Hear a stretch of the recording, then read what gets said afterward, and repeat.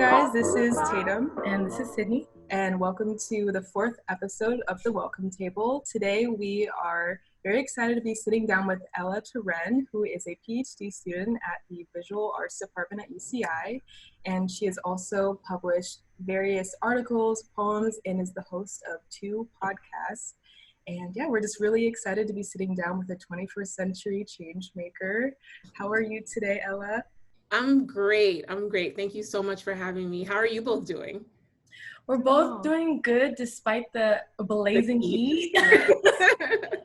Yeah, it's ridiculous. It's about 95 degrees here in Irvine right now. We're both like, yeah, as Whitney said last week, the heat is oppressive. Oh, yes. So. It's just bad. It's bad. Disgusting. That's so bad. Lay low. Exactly. And before we jump off into this interview, we want to get started with our little weekly show and tell to help everyone get to know us a little bit better. So I'm going to go first this week. And I brought my favorite candle scent. It's like pumpkin spice. Fall is my favorite season. So yeah, reminds me of, I guess, a happy time. So. And then as we talk about our candle, we're both drinking pumpkin spice lattes despite the heat. Yeah. So hot pumpkin spice. Yes, latte. we're very on theme. We're good. And what did you bring to show us this week, Ella? So I brought this, which is this bracelet that my dad gave me a really long time ago. It has his name engraved in it. Mm-hmm. And my dad passed away about 3 years ago, but he was one of the people who inspired me to even go get a doctorate. I used to wear this like religiously when I was in high school. I wore it every day for a long, long time. So I just pulled it out because it reminds me of him and sort of like reminds me of my purpose of why I'm doing this. Yeah. Oh, that's awesome. Thank you for sharing that with us. That's awesome. So we wanted to start out with your most recent accomplishment. Ella was included in the Haitian Roundtable of the 1804 list for 2019. And the list recognizes Haitian American leaders who have helped foster a better understanding of Haiti.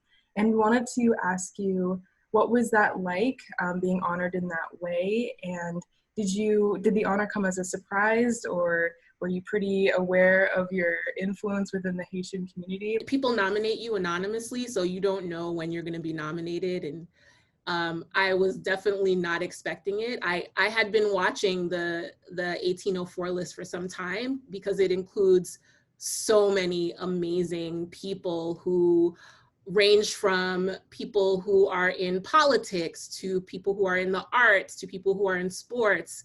And what I love about it is it really highlights folks that in the larger public people might not know are Haitian, but are making like significant contributions to society and culture. So to be included in that roster of people was really an honor. And I definitely didn't expect it. I'd always hoped like maybe one day I'll be on that list, but it definitely caught me by surprise, but I was completely humbled and honored to be part of it.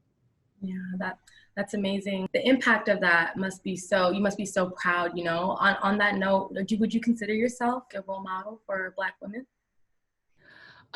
Well, I feel like it's kind of weird to be like, yes, I'm a role model.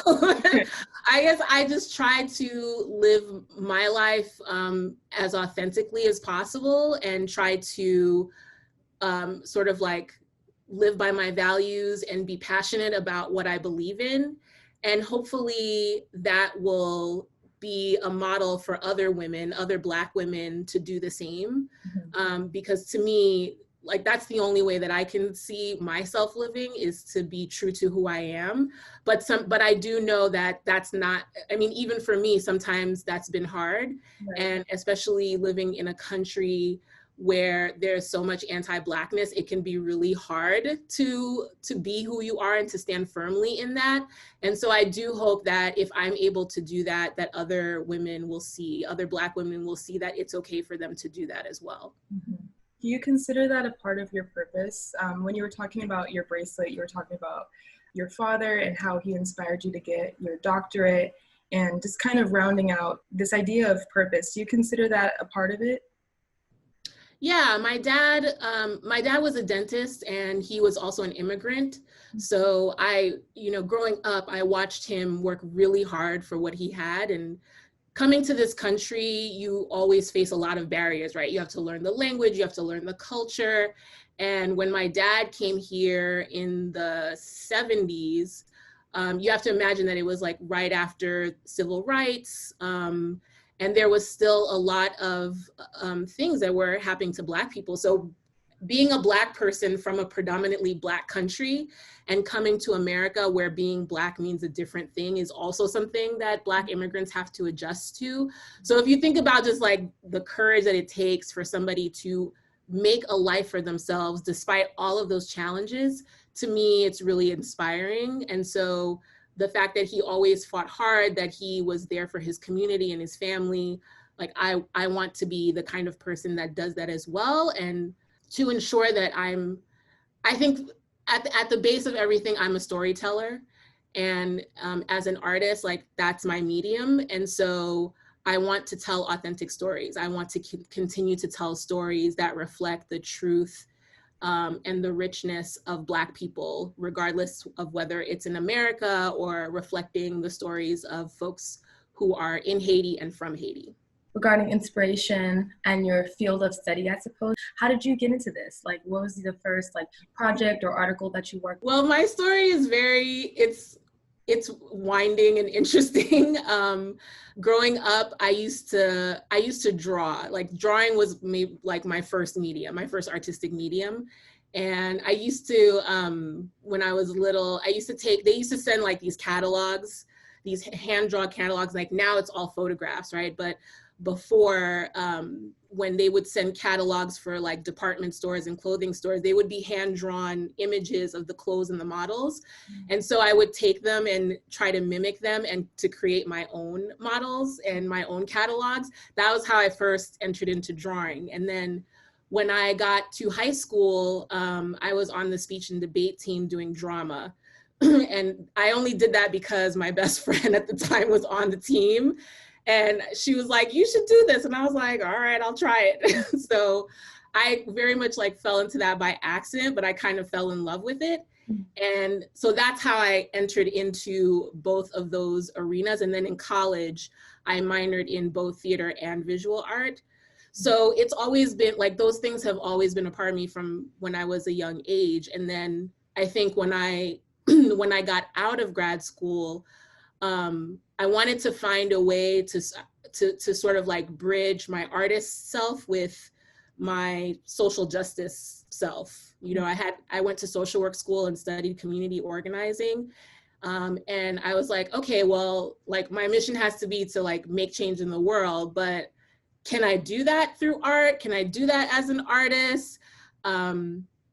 And lo and behold, I stumbled on a group of people who were doing exactly that, who were my age and it was a group of people of color. So once I discovered that I could do those two things together, like that became my thing. I became sort of like really invested in using art as a tool for social change, whether that be visual art or theater or film. Like filmmaking, I got into because I wasn't seeing enough of us represented on the screen. Even as an actor, I felt like I wasn't getting enough roles. And I was like, well, instead of waiting for the industry to come to us, like we should just make our own stuff. And so it's always been like, for me, very, very entrepreneurial as well as very personal, like reflecting our stories and telling our truths. Mm-hmm.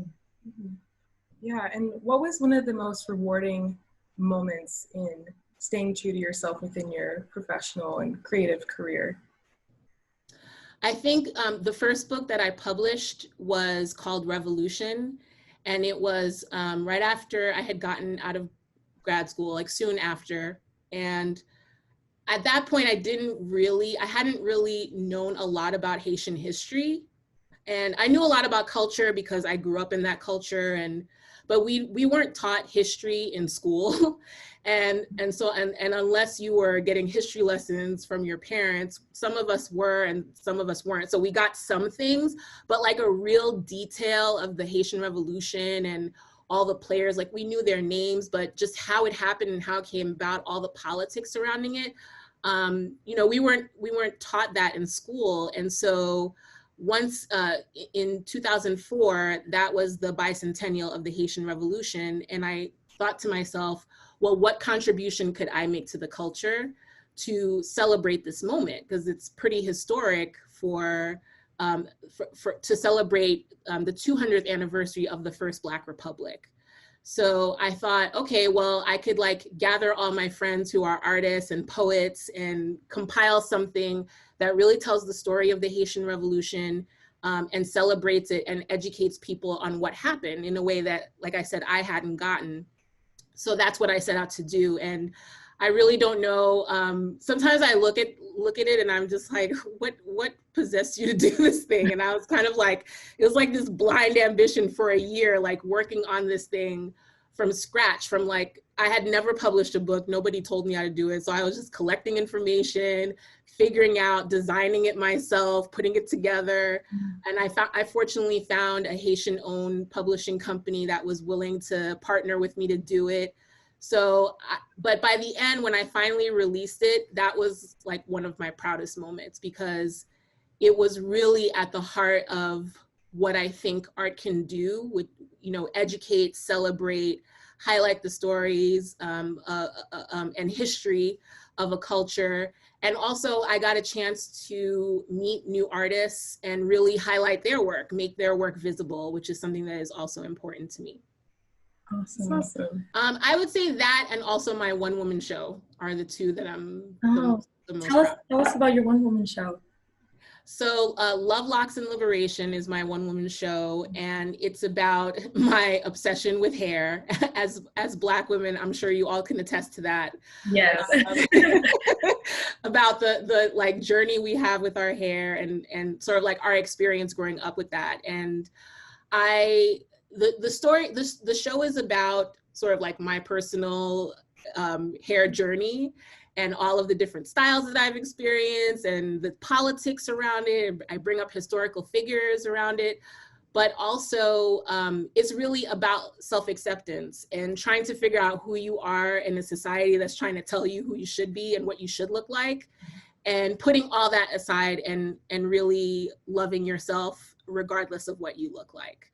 And so I'm really proud of that piece, because of the number of people I've been able to connect with over the story. Like, I wrote the story as a Black woman and intended it for it to connect to other Black women, but I've been really so amazed at the number of people who are not Black women who really connect with parts of the story. Kind of with non-POC and non-Black people identifying with your one-woman show, why do you think it's important for them to consume Black art, and why is it important that they resonate with Black art? That's a great question. I think for me, while I don't necessarily make my art for folks other than Black folks to connect with it, I know that other people are going to connect with it. And I do think that's important, because art has the ability to touch people in a way that a speech or like an academic text may not. And it has a broader reach. And that's not to say that we don't need those kinds of things. I think we need everything that we can get to help sort of like widen the understanding about what the Black experience is.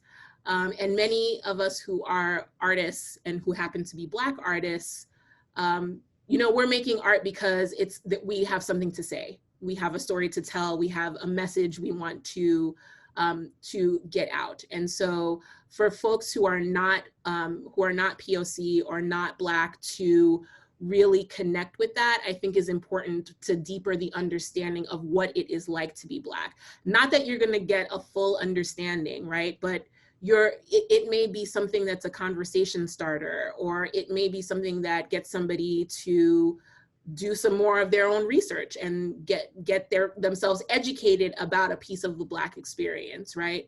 So I think it's incredibly important for people to connect in that way, to be able to sort of like disrupt things, to force people to ask themselves questions, as Black women, we have the experience of, you know, having to think about products and, you know, our hair is a certain texture and what does that mean to take care of it?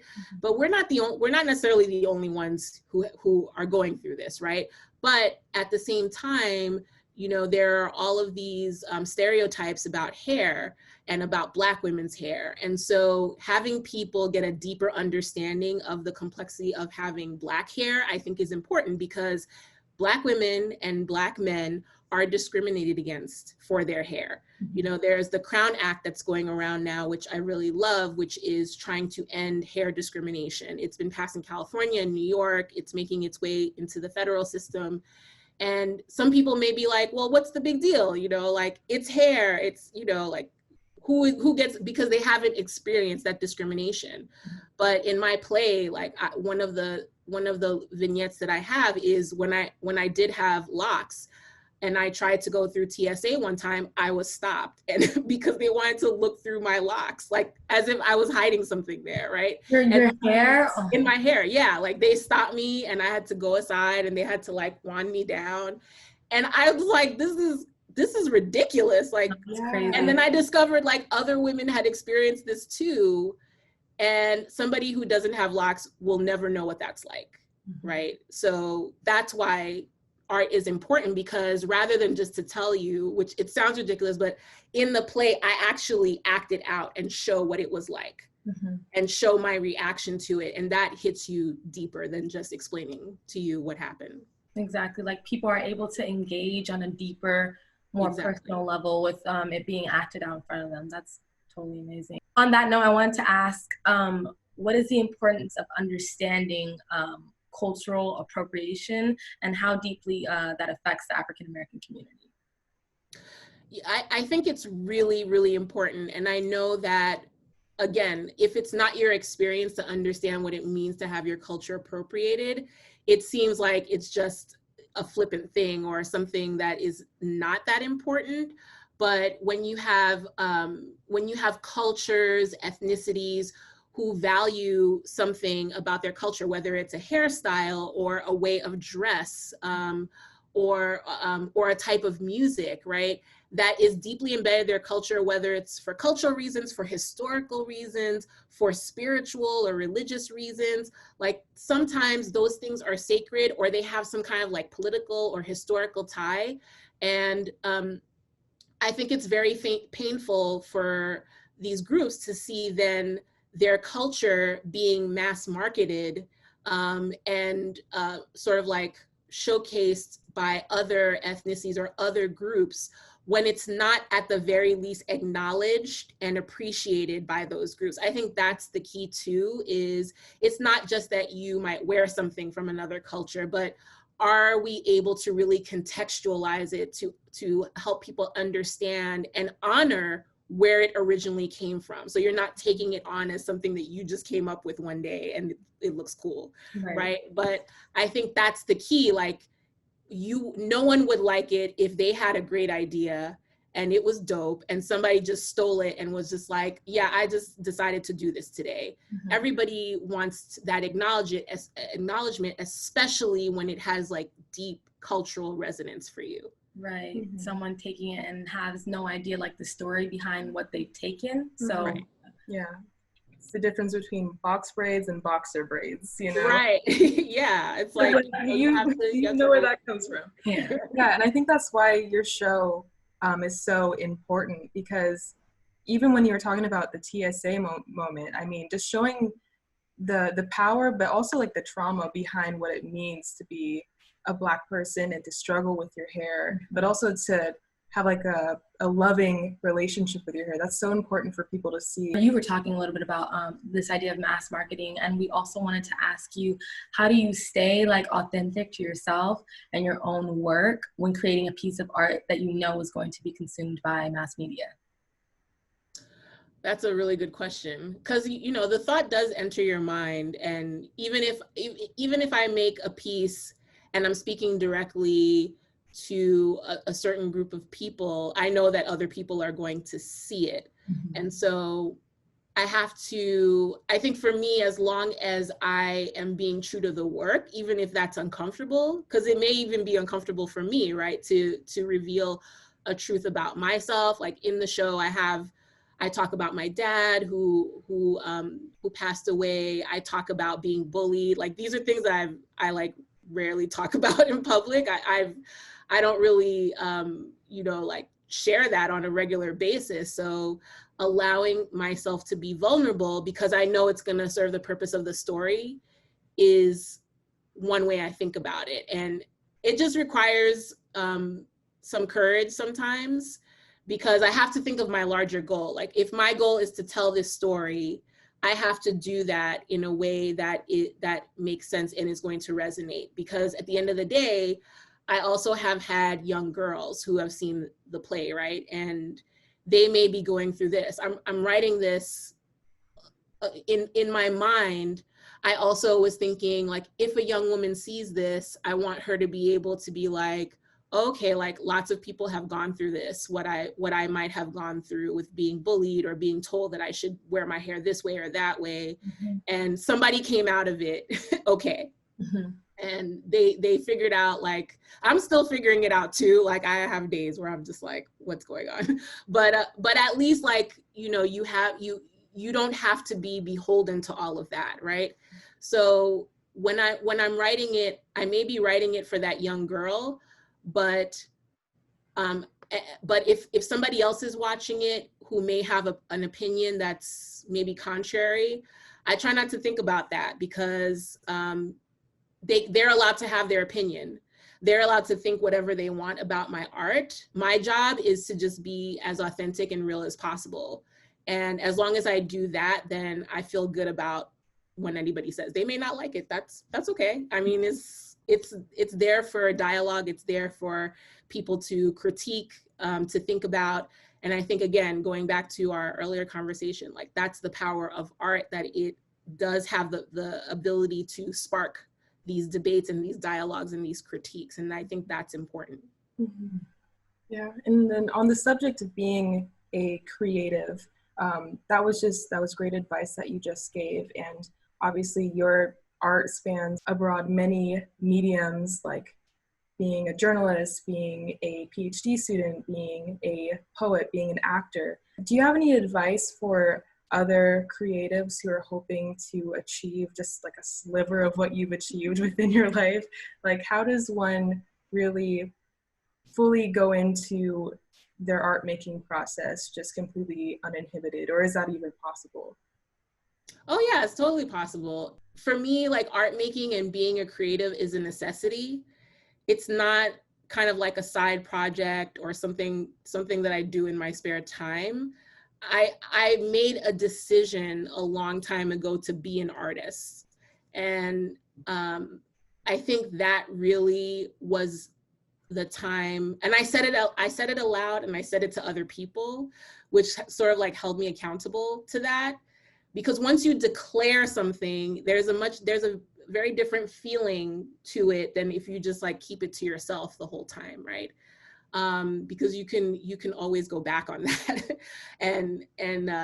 But if you put it out in the world, then this is what it is. Not to say that it can't change, but now you've put it out in the world, and then you can hold yourself a little bit more accountable to it. So I made a decision a long time ago that I was going to be an artist.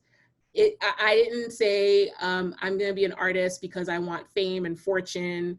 I just did it because I felt like it was a necessity for me. Creating is like breathing. I need to do it to survive. So that's why I then always find ways to make it happen. And I'm always experimenting with different mediums. I'm always curious about how to do something. I just learned how to, couple of years ago, I discovered this thing called foil art, where you can make art pieces and use a foil technique, and it like shimmers, and I like shiny things. So I was like, this is amazing. And I just like went to town. I like watched videos. I did everything that I could, because And it just gave me like a new excitement for art making. So I always approach it also with curiosity. Like I want to learn how things are made, how you do it, what's the technique, what's the process, because that's as much a part of the product that you make. The process itself, the journey, is just as fulfilling, sometimes more fulfilling than what you make at the end. So I would advise, if I was going to give advice to folks, I would say approach it from curiosity, approach it from necessity, and don't be afraid to like put your stake in the ground and say that you're an artist, whatever kind of artist it is. Because I also come across a lot of young people who are like, oh, well, I write some poetry, but I wouldn't consider myself a poet. But it's like, if you're writing poems, then you're a poet, right? If you're making art, if you're painting, you're a painter. Like, you don't have to have a bunch of credentials behind you to claim that this is what you are. And claiming that you are something will give you like the power to move forward and do more of it. Did you guys write all that down? Like, we'll have footnotes. Well, Ella, this was really, really wonderful. Thank you so much for sharing with us a little bit of your passion, a little bit of your work, and just you. So thank you so much. I really enjoyed this. Yeah, me too. Oh, thank you so much. I really appreciate what both of you are doing and just giving a platform for folks to talk about and other people to learn about the work that's happening. So kudos to you both, because I know it's not easy. Thank you. Thank you. We appreciate it. Thank you, everyone, for joining us for another episode of The Welcome Table. I'm Sydney again. And I'm Tatum again. And we'll see you guys next time. Bye.